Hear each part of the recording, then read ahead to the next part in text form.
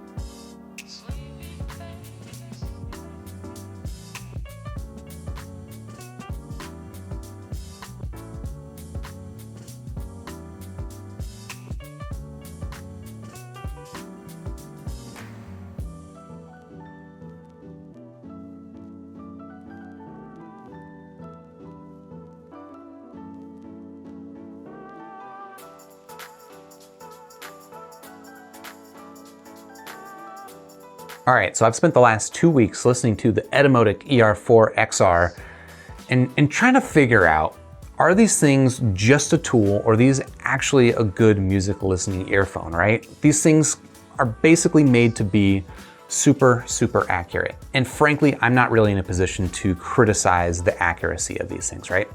what makes an accurate earphone is kind of going to depend on whatever the industry accepts as accurate. And these things, the industry accepts as accurate, so I assume that these things are accurate. I'm not going to really criticize them in that regard. Really, I was curious to see, is accurate something that I want in a pleasurable listening earphone? And so that's what I was trying to figure out over the past couple of weeks. And we can start by talking about the build quality of this earphone, which is in some ways pretty tool-like, actually. I would say that the overall build is definitely a nice build. You could describe it, I think, as a heavy-duty build. Not especially plush, like not especially fancy or anything like that, but it is definitely a well-built earphone. The shells up here, obviously they're super minimal. They are made out of aluminum, which I wasn't sure about, but they are. Let's see. So yeah, they are aluminum. And they're pretty simple to look at, right? There's not really much to speak of. They're not fancy looking, but I think that's okay because frankly, while you're wearing these things, nobody is gonna be able to tell what these things look like at all. You see that right there? That's just gonna disappear into the inside of your ear. The cable that they come with is, again, pretty utilitarian and heavy duty, and I think it's very nice. It's actually got two different styles. It's got this kind of nice wound style above the Y-split, and then below the Y-split, it's got this heavy-duty rubber-coated cable. That sounds pretty basic, but in handling, it's actually a really, really nice cable. It's got a nice weight to it. It has absolutely no memory whatsoever. It basically does whatever you want it to. And that's pretty much what I want in an IEM cable. One thing that is worth calling out is that this cable is about 1 foot longer than what you get with most IEM cables, right? Most portable devices will have like a 1.2 meter cable, which is about 4 feet. And this cable is about 5 feet long. And I think that makes it pretty good for desk listening. A little bit unwieldy for mobile listening, but it's not long. Like a 6 foot cable, that becomes a problem for mobile. I think 5 foot is doable for sure. And it does, again, it gives you a little bit of extra reach when you're listening at a desk. When it comes to fit with the ER4, it's one of the more unique aspects of this earphone. And I think it's one of the things that's gonna, it's gonna scare off a lot of people. And again, like you see that bud right there, that entire thing is going to disappear into the inside of your ear. This is a very, very, very deep fitting earbud. The experience is, especially initially, kind of uncomfortable. You do get used to it though. But when you're first wearing it, you start putting it in your ear and you're like, is that all the way in? But no, you gotta push it further. And it fits really, really deep. It even frankly, I was experiencing like a little bit of tickling experience or a little bit of tickling sensation after wearing this thing for around like 10 to 20 minutes. But again, I did get used to it. And at the end of the 2 weeks, I can wear this thing pretty much all day comfortably. It's still, I would say that the fitting process in general is a little bit more time consuming than your average IEM. And so if you're in a situation like I often am, where I've got to take the things out of my ears and then plug them back in, that process, it takes a little bit longer and just a little bit more effort here with the ER4 than your average IEM. It does also, I think, there's a little bit of friction during that in and out process that can be a little bit tiresome. The plus side that you get with that really deep fit, however, is that sound isolation on these things is excellent. Like, I would say that the sound isolation on these is the best that I've ever heard. Now, I don't think that it is, some of the other best sound isolating earbuds that I've tried are about on par with this. I don't think this is like heads and shoulders above other things, but it is definitely shutting out more sound than your average IEM. And that can be a good thing or a bad thing, kind of depending on your situation. But I don't know, if you're not into noise canceling earphones and you want an IEM that kind of gives you that same effect, well, you might like the ER4. If I had a more serious complaint about the fit of these earbuds, it's just that they encourage, I would say, cable down wearing versus over ear cable up wearing. That's just kind of down to the fit of the bud and this cable. And that cable down fit, it's got a couple of issues for me. One, which is fairly typical of a cable down fit, is that when you're wearing it cable down, there's quite a bit of noise that can come through the cable itself, right? So if the cable brushes up against a table or it brushes against a zipper on your jacket or something like that, it's gonna create sound that gets transmitted into your ears. And it's not especially bad with this earphone, but it is something that you have to keep in mind. When you're wearing an earphone over the back of your ear like this, it tends to dampen that effect.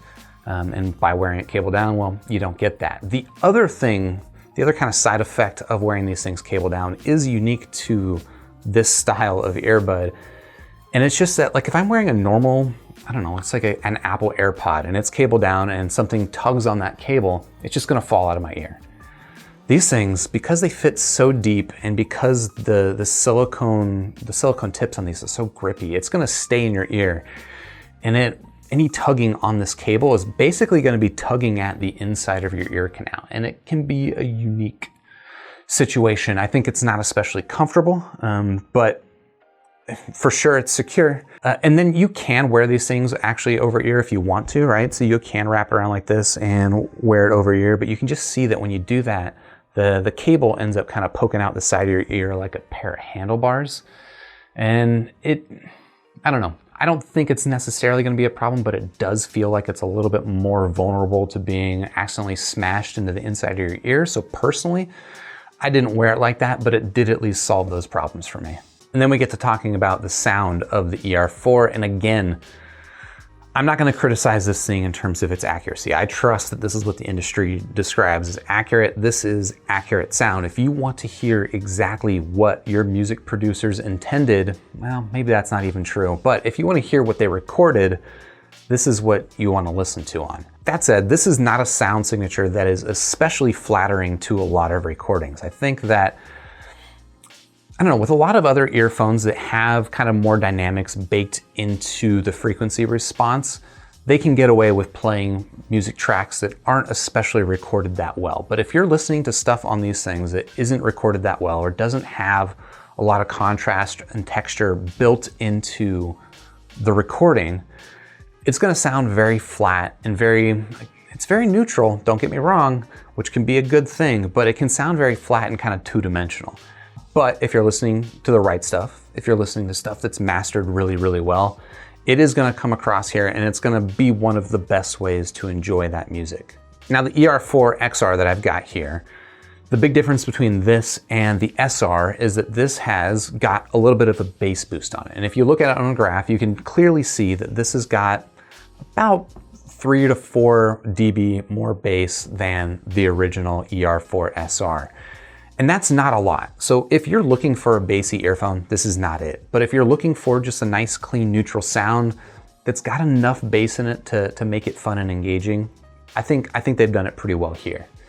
The mid-range is nice and relatively flat. I mean, if you look at it on a frequency graph, it's relatively flat up until around 1K, and then there is the typical upper mid-range lift, but it's a fairly shallow upper mid-range lift, and because there's no dip in the lower mid-range, I would say that the overall sound of the mid-range is still like slightly warm, just a hint of warmth to it.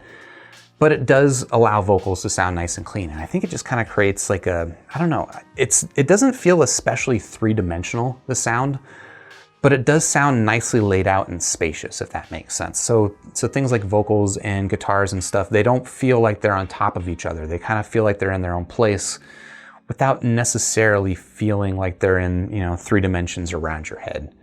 And then the treble, I would say, is some of the best treble I've ever experienced on an in-ear monitor. It's not rolled back and it's not relaxed, but it's somehow not harsh at all. There's no spikes in the treble, and surprisingly really, really good control of sibilance with this earphone. For an earphone that is as forward with the treble as these things are, and it's not a bright earphone, don't get me wrong, but they're not hiding the treble, and it still comes across as very, I think, a relaxing listen, which overall I think you could say for the sound signature is that it's a comfortable, relaxing listen. That said, while it is a nice, comfortable listen, I don't know that it's necessarily the most engaging listen. The head stage or the sound stage is not especially wide with the ER4XR. I would say that layering in the instrumentation, again, it kind of sounds two-dimensional. It doesn't have sort of that that multi-dimensional separation that I get in some of my favorite sounding earphones. And I don't know if that's because this thing is just dealing with a single balanced armature driver. And that is kind of an effect that I see with some other single BAs, is that the sound kind of feels like a wall of sound rather than a bunch of different specific instruments. And look, some of that separation, I don't know, some of it's got to be blamed on the recordings, because with the right recordings, I do get that dimensionality that I want with this earphone. But with a lot of recordings that are frankly pretty good recordings, and they sound great on a lot of earphones, they still sound good here. Again, relaxing, a little bit of warmth to the mid-range, nice treble, blah, blah, blah, blah, blah. But they're just kind of missing something for me, just in terms of overall engagement. Very, very much a nice sound, and it's hard to pick out flaws, but it's just coming down to kind of a lack of engagement. So out of 5 stars, I'll give the Etymotic ER4XR solid 4 stars out of 5. Again, when we talk about the build of this earphone, it's heavy duty, utilitarian, tool-like build with some nice side effects, right? That noise isolation is something that you get something similar in some other earphones, but you don't get it quite like you get it here with the Etymotic. And then that sound signature, I'm gonna have to take it for granted that this is what accurate sound sounds like, and for sure it sounds neutral. It doesn't sound especially emphasized anywhere. And that should make it pretty good for mastering music or video production or things like that. And frankly, I'm gonna be using this earphone a lot as a reference when I do future reviews. And so that I kind of know where a baseline of, truly neutral sound signature is. But I don't know that this is necessarily gonna be an earphone that I go to for casual, pleasurable music listening. It's not bad. It's definitely not bad. Saying it's not bad is an understatement. This is a very good sounding earphone. It's just lacking some of that engagement that I get with my favorite in-ear monitors. If you're interested in checking out the Etymotic ER4XR, of course, I've got links in the description down below. While you're down there, you can hit the like button for the video if you liked it. You can subscribe to the channel, and then I'll see you on the next super review.